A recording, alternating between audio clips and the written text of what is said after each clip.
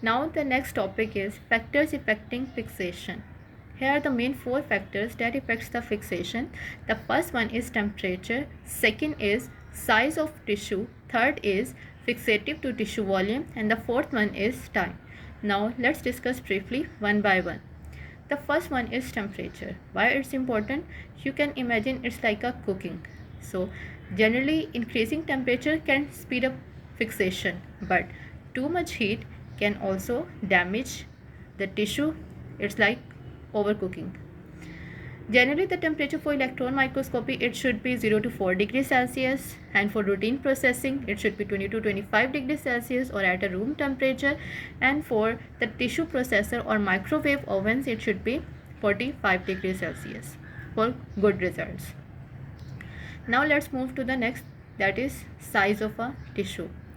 So you can imagine it's like a sponge. If you want to soak a sponge into a water, it should be thin enough. So in that case, similarly in a case of tissue, if you want to penetrate the tissue properly, if you want into the fixative, or if you want to penetrate the fixative into a tissue properly, it should be not more than 3 mm thick. If they are too thick, the chemicals used in later processing won't penetrate properly. So that's why it's important. The next one is fixative to tissue volume. Why it's important? Because the tissue releases its salts that should be dissolved enough. So for that purpose, the fixative volume should be 15 to 20 times greater than that of a tissue. So the volume of a tissue should be at least 15 to 20 times greater than the volume of a tissue, because the tissue releases soluble salts into fixative, and the fixative molecules get used up as they bind to tissue. So if the fixative is not enough, it can change its composition, and it can also can't fix the tissue properly. That can lead to poor staining. Now the fourth one is time.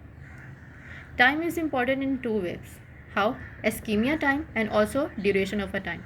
Ischemia time, what does it mean? It means the time before the fixation.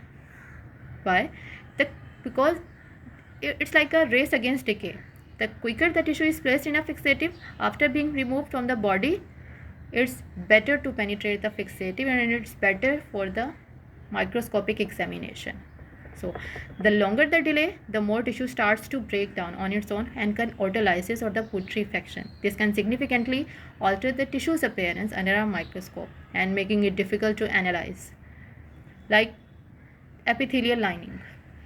If the delayed processing occurs, then it can lead to the damage of the epithelial lining of the intestine. The next one is duration of a fixative. Why it's important? Because it's not to be too little or not too much. If it is too short, the tissue won't be adequately stabilized, leading to blurry and poorly stained sections. So most of the labs used a minimum of 30 to 40 hours for good formalin fixation. And if it is too long, then it can also overharden the tissue, like in most of the fixative like glutaraldehyde, Boyne solution, Halley's solution, Zenker solution. These can lead to overharden the tissue. But if you put the tissue in a formalin, it allows the longer fixation. For example, in case of breast cancer, testing for HER2, the recommended guideline is about 66 to 48 hours of fixation in 10% neutral formalin, because the formalin can allow the longer fixation. So here is all about factors affecting the fixation. Thank you.